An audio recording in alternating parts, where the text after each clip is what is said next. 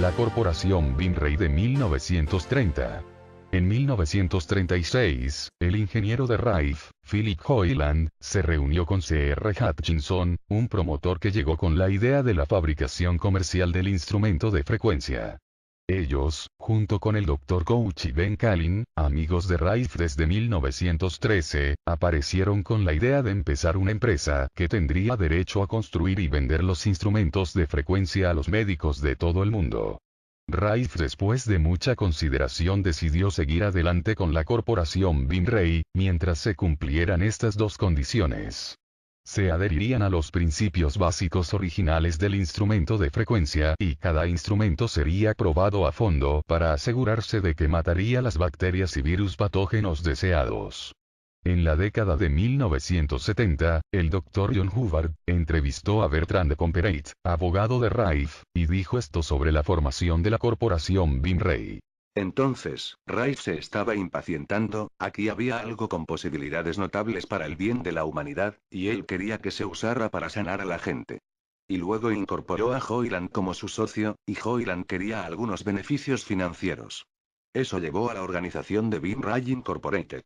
Philip Hoyland había diseñado y construido un nuevo instrumento para la empresa Binray en 1936. Hoyland quería proteger a la empresa de personas sin escrúpulos que trataran de robar su instrumento y porque no habían podido patentarlo. Bertrand Comparet dijo esto. Ese es un dispositivo relativamente simple de hacer, incluso en aquel entonces. La estabilidad, eso es otro asunto. Y que era la razón por la que no era posible la protección de patentes, porque incluso si pudiéramos inventar un nuevo generador de frecuencias, las que ya están en uso podrían hacer lo mismo. Entonces, tenían que mantener el secreto del asunto. Y el único secreto que tenían, naturalmente, era cuáles eran las frecuencias útiles. Este instrumento de haz de rayos también parece haber sido un instrumento súper regenerativo porque tenía una frecuencia portadora fija, y en la parte frontal del instrumento tenía dos marcadores variables para cambiar la frecuencia alta-mor, y la frecuencia de audio, pero había algunos problemas con ella. Hoyland cambió el instrumento para que trabajara con armónicos para intentar ocultar las frecuencias. Esto violó el convenio con el Dr. Rife de que los principios originales serían usados. Hoyland hizo otro cambio cuando trabajó en el laboratorio de Rife con sus microscopios y encontró que podía utilizar una frecuencia armónica para matar a los organismos. Utilizó en este instrumento diferentes frecuencias armónicas. Hoyland encontró esto, y Rife no era consciente de ello. Rife sabía que podría haber otras frecuencias que mataran organismos porque dijo esto. No digo que cada frecuencia que encontré en el campo de los microorganismos patógenos es su verdadera frecuencia. Existe la posibilidad de que muchos de ellos sean armónicos. Pero esos son los que encontré y esos son los que grabé. No fue hasta que más tarde se enteró de los cambios en las frecuencias. Además de los armónicos y las frecuencias cambiadas en el instrumento, el haz de rayos tenía problemas con la estabilidad. Bertrand Comparet hizo esta declaración. Ahora, si esto era la incapacidad de Hoyland para hacer mejor o si era inevitable en esos días, no lo sé. Pero los dispositivos de Hoyland tenían ese cambio de frecuencia a medida que se calentaban, por lo que tenían sus problemas. La compañía inicialmente construyó 14 instrumentos y fueron vendidos a médicos. Algunos de los médicos estaban contentos con el resultado logrado con su aplicación, pero a otros no les gustaron los problemas con el cambio de frecuencia, debido a que este cambio de frecuencia de los instrumentos les daban resultados variados. Los médicos que estaban dispuestos a trabajar con el cambio de frecuencia, al girar el dial a través de la frecuencia a utilizar, estaban contentos con sus resultados. Hacer esto tomaba más tiempo y por supuesto el tiempo es dinero para los médicos.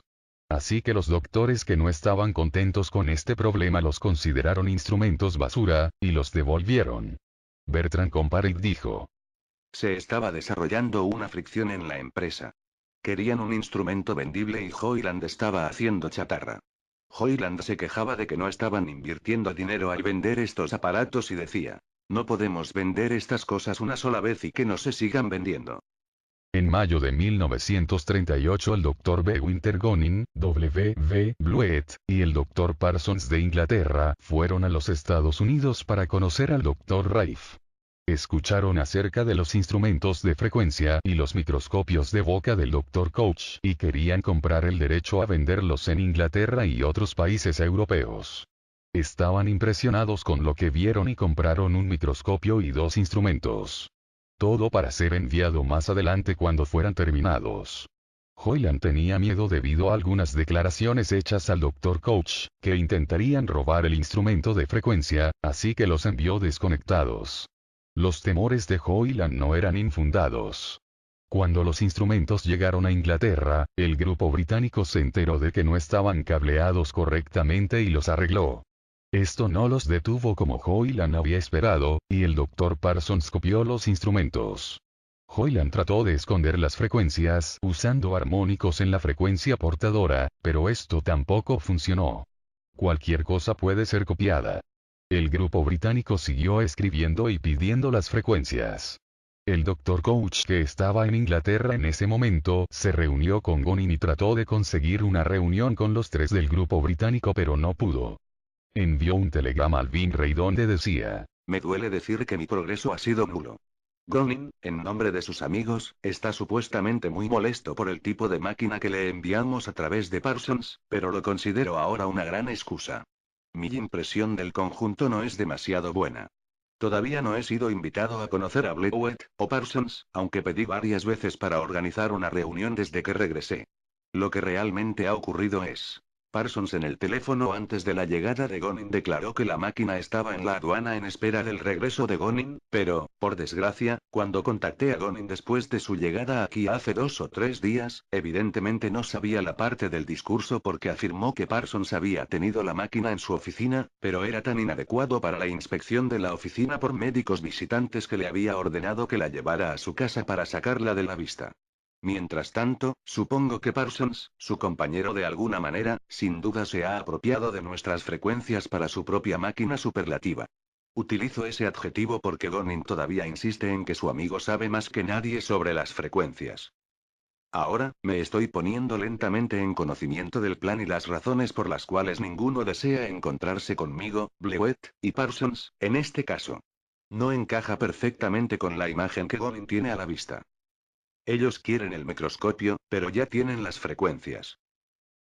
No importaba que tan duro Hoyland hubiese tratado de evitar que el instrumento se copiara y las frecuencias se sacaran. No era posible. El propio Hoyland, en ese momento, no estaba siendo bueno y no era honesto con los otros propietarios del Vinrey. Él y Hutchinson estaban planeando asumir la empresa de Vinrey. Dijo Bertrand Comperate. Bueno, nadie estaba seguro de si Hoyland saboteaba deliberadamente las máquinas que enviaban a Inglaterra, o si solo era un chapucero incompetente. Nuestra propia sospecha en ese momento era que era un sabotaje deliberado porque Hutchinson y Hoyland ya estaban planeando hacerse cargo del negocio ellos mismos. Lo tenían resuelto. Ben Collen también habló de lo que estaba haciendo Philip Hoyland y por qué. Philip Hoyland se disgustó con todo el trato porque no estaba recibiendo lo que sentía que era su parte justa de la acción, que estaba bastante dividida entre todos nosotros. El juicio del Vinrey, 1939.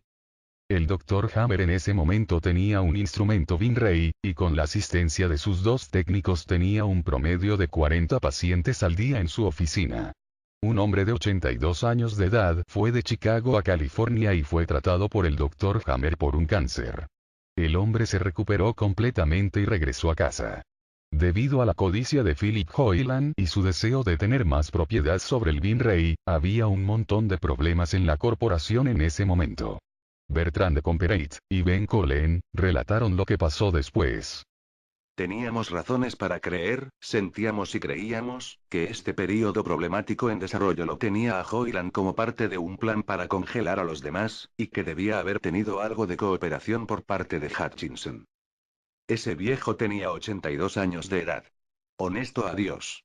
Nunca vi algo así. Era increíble, el deleite de tener una piel hermosa y limpia como la piel de un bebé otra vez por ser sanada de algo que parecía que iba a sufrir por mucho tiempo como adulto. Regresó a Chicago. Naturalmente, no podía quedarse quieto y Fishburne se enteró. Fishburne lo llamó y el anciano se mostró un poco reticente a contarle sobre el tema e hizo mucho al respecto. Fishwen, por supuesto, fue deshonesto al hacerlo, y tendrá que pagar su deuda más tarde al Creador Supremo por haberlo hecho, pero Fishwen se lo ganó y cenó con él, y finalmente descubrió dónde estaba esta máquina. Bueno, Fishben se hizo con Han Realty Company en Los Ángeles y, por supuesto, son judíos y alemanes, y sin duda eran hombres bien intencionados. El presidente de Han Realty Company bajó, no me acuerdo de su nombre, y tuvo varias reuniones con nosotros y finalmente nos invitó a cenar y cosas así. Finalmente abordó el tema de comprar la corporación. No pudimos hacerlo y no íbamos a hacerlo. Era la corporación Bean Rice. Morris Fishburne era editor de la revista de la Asociación Médica Americana y poseía todas sus acciones. Como editor y propietario único de todas sus acciones, tenía un enorme poder y cuando se encontró con que no podía comprar el Bean Ray a través de sus representantes en Los Ángeles, decidió tomar una táctica diferente. Sus representantes se reunieron con Hoyland en privado y supieron que estaba insatisfecho con su parte en la empresa, así que le dieron a Hoyland $10,000 para que ayudara a Morris Fishburne y a la AMA para obtener el control de la corporación Bean Ray, aunque lo llamaron un regalo. Todo el mundo sabía que era un soborno. Noté que Philip se mostraba bastante amable con ellos y no pensé mucho en eso hasta que descubrí que lo habían agarrado y lo habían sobornado con un cheque de $10,000.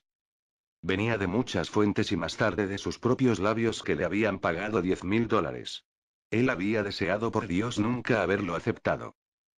Tan pronto como Hoyland había aceptado el dinero, un destacado abogado con el nombre de Aaron Shapiro, se presentó para representarlo en una acción legal para tratar de tomar el control de la Bean Ray.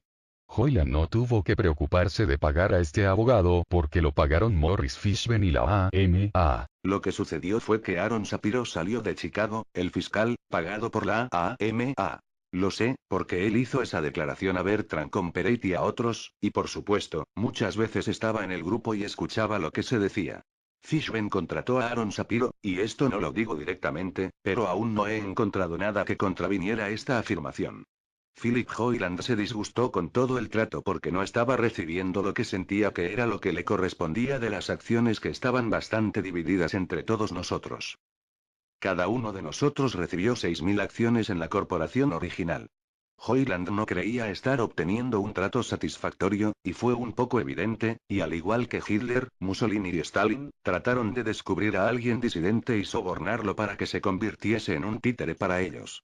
Bueno, Han Realty Company, instigada por Fishburne, sobornó a Philip Hoyland para que se convirtiese en un títere. Como resultado, fuimos pateados a la corte del juez Kelly. En este momento un abogado con el nombre de Bertrand Comperate, fue contratado para representar a la corporación Bean Ray. La demanda que fue presentada por Philip Hoyland contra la corporación Bean Ray, alegó que la empresa no fue capaz de cumplir con sus obligaciones financieras y que el consejo de administración debía ser despedido, y él, Hoyland, debía ser puesto para controlar la empresa. El juicio previo al juicio, que comenzó el 12 de junio de 1939, duró poco más de un año. El médico que era un científico puro no era el tipo de personalidad que podía soportar esta clase de estrés. La idea de ir a la corte era mucho más de lo que podía manejar. Bertrand Comperate dijo esto, acerca del temor de Raif de estar en el estrado. Bueno, el alcoholismo de Raif comenzó así. Raif era uno de esos hombres que no tomaba ningún tipo de alcohol en ningún momento. Ahora, cuando surgió este caso, sabíamos que como parte del testimonio que se tomaría estaría la declaración de Raif, de que él había ideado este método y había empleado a Hoyland para hacer el trabajo. Que todo lo que Hoyland sabía era gracias a Raif. Era el trabajo de su vida. Entonces, tuve una charla con Raif. Muchas personas tienen un miedo exagerado de estar en el estrado de los testigos y Raif lo tuvo en muy alto grado.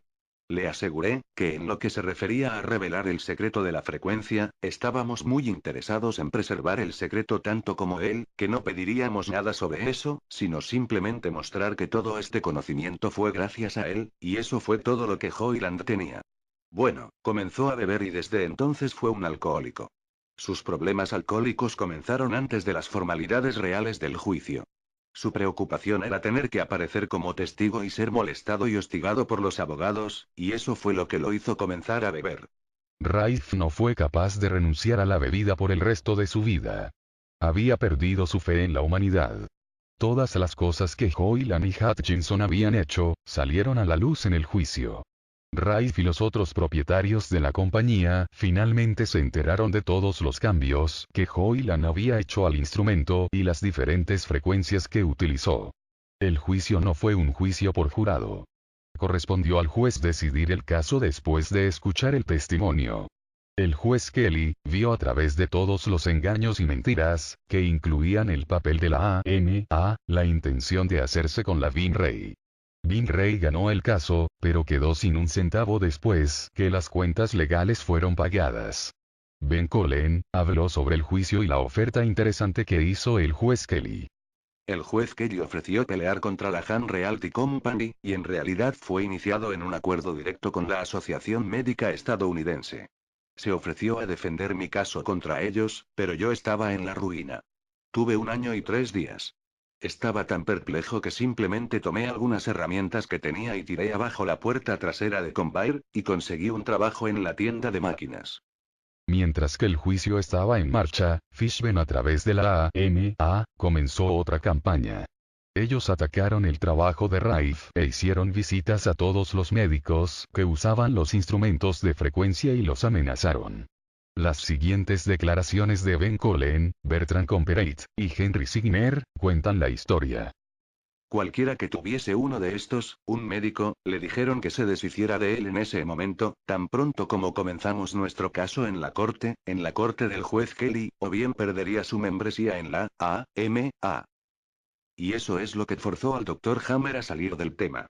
Luego, por supuesto, él nos devolvió sus 2 máquinas y tuvimos que cubrirlo con sus gastos, pero eso, por supuesto, se llevó a cabo con todos los implicados. Eso fue lo que nos embretó. Cuando aparentemente alguien le está dando un monopolio al médico, lo persiguen. Me estaba yendo muy bien con ese experimento en ese momento. Y ahí se produjo el retiro de la Asociación Médica Estadounidense, y comenzó a disputar todo el trabajo que habíamos hecho y tuvimos parte de la batalla con ellos. Esa fue una gran batalla donde el Dr. Rife se retrajo, porque él no es un hombre de negocios o luchador, es un científico y estaba muy abatido. Toda nuestra investigación se detuvo. Fue muy desafortunado. Al final del juicio, Kelly hizo esta declaración. El tribunal no está llamado a transmitir los méritos de la máquina. Pero la gente aquí ante la corte tiene gran confianza en su poder, tanto curativo como monetario. Morris Fishman en la AMA había logrado su objetivo, y era que si no podía obtener el control de la tecnología de Rife entonces la destruiría. La AMA les había hecho llegar una oferta al Dr. Johnson y al Dr. Rife, antes de que todo esto sucediera. El Dr. Rife dijo que el problema con la oferta de la AMA era que tenía que entregar el trabajo de toda su vida sin recibir un centavo. El Dr. Johnson y el Dr. Rife rechazaron la oferta. No sabían los problemas futuros a los que se enfrentarían.